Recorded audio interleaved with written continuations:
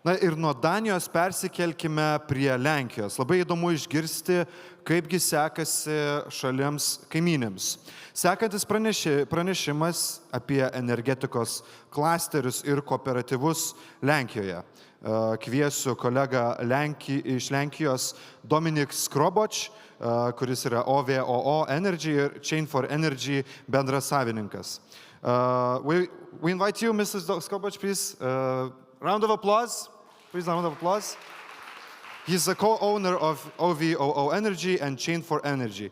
Dominik is actively involved in the ecosystem of energy clusters and energy communities in Poland. The stage is yours, Dominik. Okay. Good morning, everyone.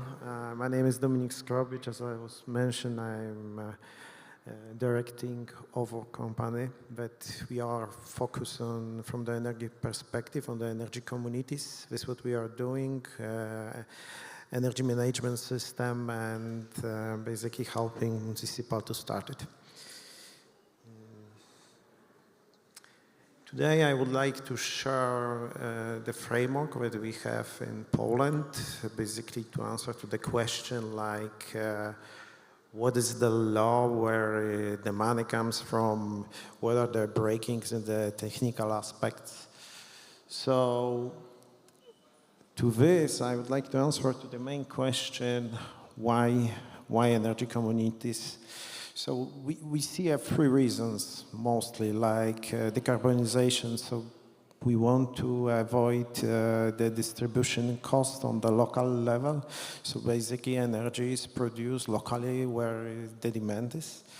Local value capture, basically money stays in municipal, it does not go to the big traders. And of course, grid relief. This is the outcome of energy communities because, as the predecessor said, like energy can be used to multiple things locally, not necessarily have to be put into the grid and basically destroyed. This is what's happening when this is not done in a correct way. So from the law perspective, in Poland, we have three vehicles for energy communities. This is comes from the RED II directive. It's REDs, and this REDs fits energy cluster and energy cooperatives. And we have the last one is this citizen energy community. Actually, it's just mentioned in the energy law and not really know how it's supposed to work, so it just exists on the paper. So, going further, I would like to compare how it looks, what are the difference. So, I was invited here basically taking into the account this energy cluster because energy cluster was highly funded in Poland by RRF, Recovery and Resilience Fund. So this was addressed, addressed the capex needs of the energy clusters. Unfortunately, in Poland, there are 8 register clusters registered. Out of the register, we have 70 of them. But there is no any intensive in the law for these clusters. Basically, they are working like a civil law agreement, so they have to pay all the fees to the distribution network. They have to be licenses. Basically, they are not licensed. They are using power supply, for let's say, to trade in the energy. So they pay all the margin to everyone. And geographically, they are on 5 communes, top, at least one, and basically at least one municipal have to be part of this energy cluster. There is, that was the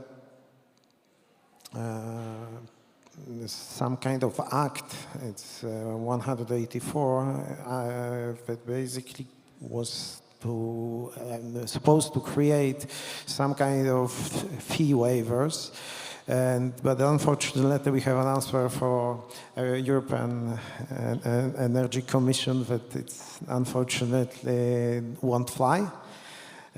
But thanks to our creativity, I think we have these energy cooperatives. This works. This basically have well-defined definition how it's supposed to work. There are defined intensives related to the DSO fees, waivers. So.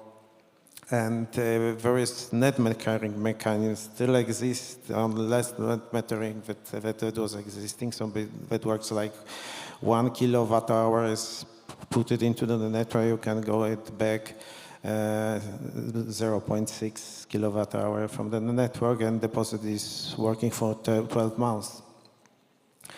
So as you see, thanks to this intensive, there is huge interest. We have not 70, but we have 700 energy communities right now in Poland. This creates also the issue. It's not only value over there, because it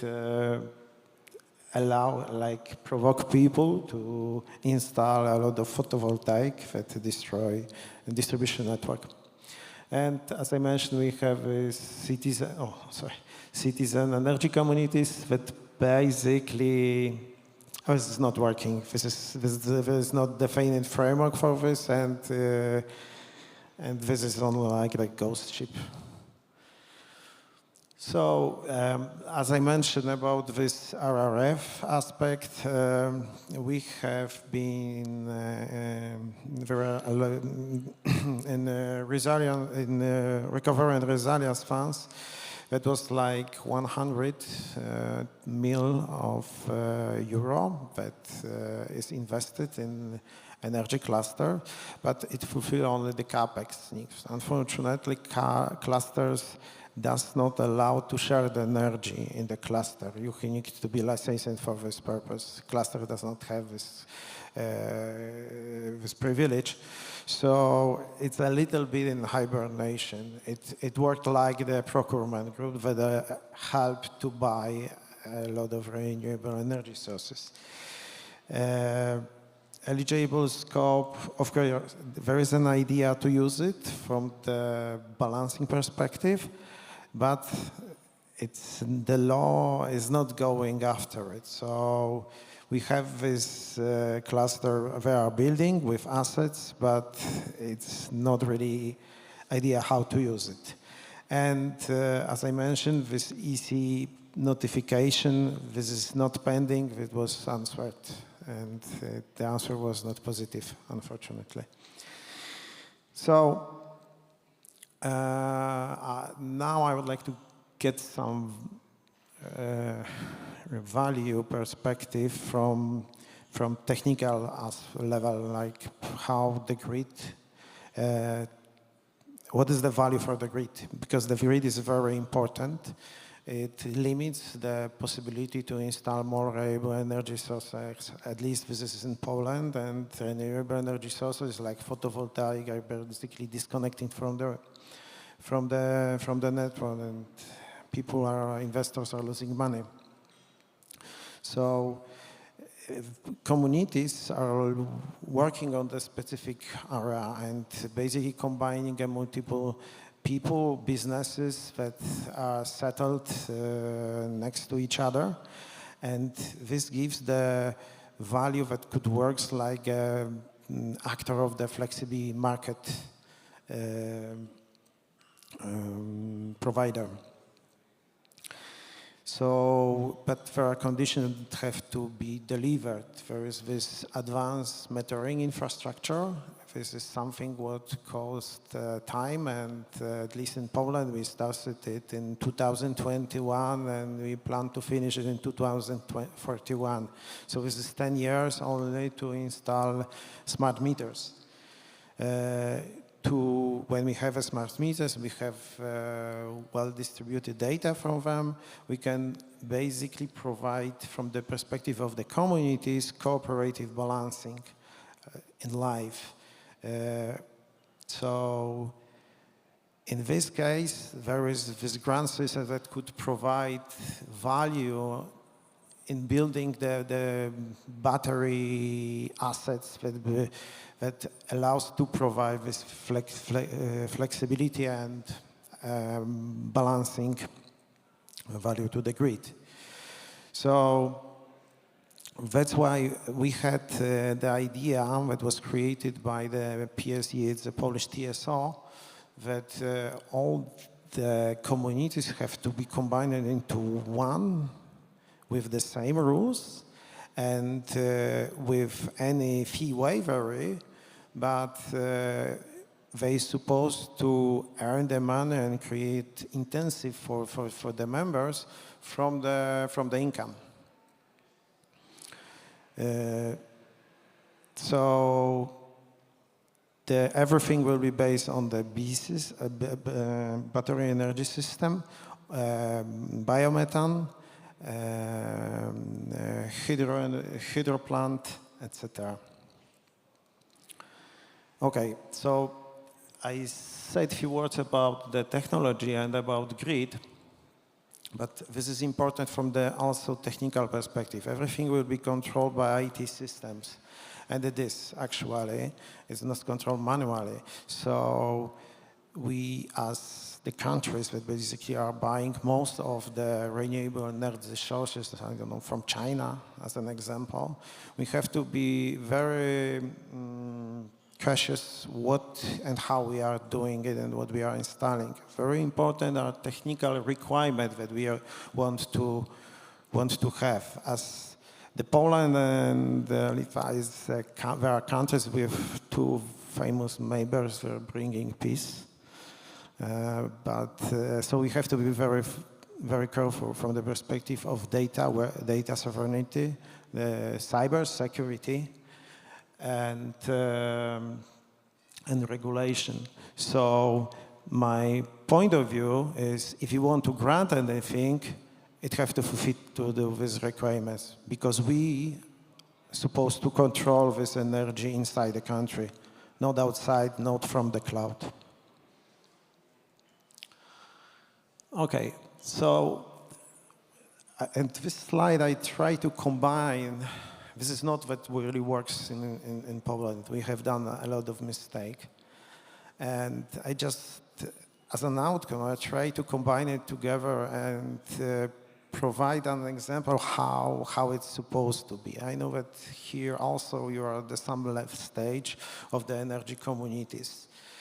And the idea is to share our experience, bad and good. So I think that we supposed to create community with some strategic plan that basically at every level, at every phase, bringing the value for the members, the economical value. It's very important that people feel it in their pocket, because then they are feeling as an owner and they are working actively. I'm not talking only single man, I'm talking also about businesses. So that's why I think at the beginning we have to gain the trust, convince community members to join the community, and this is this phase that I called acceleration. This is the time when it's good to give people some kind of fee waiver, some kind of intensive that they can fulfill it immediately. But from the beginning we have to say what is the goal, why we are doing it. That we are doing it because thanks to that, energy will be cheaper at the end of the day, and we will handle the limit of the network that currently does not allow these obstacles to connect new renewable energy sources. So this is the idea, to balance this energy locally, because then it's possible. So, as I mentioned, first acceleration, after targeted grants, and at the end of the day, value is supposed to come from the market, not from the grants, not from the fees waiver, because the situation temporary is possible to handle, but not as the part of the economical model, because it won't fly. To summarize, What we have in Poland, like as you can compare, there is no economical value, there is no community. CEC does not exist, there is no legal framework. In case of energy cluster, there is huge capex grants, but unfortunately we have 8 clusters in registry, 70 in outdoor registry, and not all of them are really well invested. Most of them are in the hibernation mode. From the perspective of energy cooperatives that are right now on this acceleration phase, they have very well defined law framework and intensives. We have 700, so we have 10 times more. We need this plan for development to tell people where they bring the value and where it comes from. The legal form follows the members. Okay, I mentioned it. We need this net metering rules is the main key point that helped. Currently it's very hard to convince European Union Commission to allow for this mechanism, but it works. People understand it. We need to take care about the data. We have to have clear requirement from the government perspective that specific environment that brings data out from the country shouldn't be allowed. And the grid connection is the bottleneck right now. So CapEx for building new renewable energy sources does not bring value because we cannot connect it to the network. So who should we spend the money for it? So that's it. Thank you very much. Thank you very much. Maybe one quick question. Despite the different legal systems, what do you think, what barriers should be brought down in order for energy communities to develop more faster, well, maybe in all of Europe? What do you think? In my opinion, people don't know why they're supposed to build energy communities. This is the main problem. They don't understand it. Of course, depends from the different country. They have different view on cooperatives, etc. But in my opinion, they're supposed to see the value, where the value come on different phases for themselves. Then they actively attend in building it and will not fight with this. They will be support for politic parts that basically are focusing on green energy and local demand and supply of energy when they see the value. The simplest value is in the pocket. Well, thank you, Dominic. Basically, more communication. Yes, Thank you very much. Round of applause for you.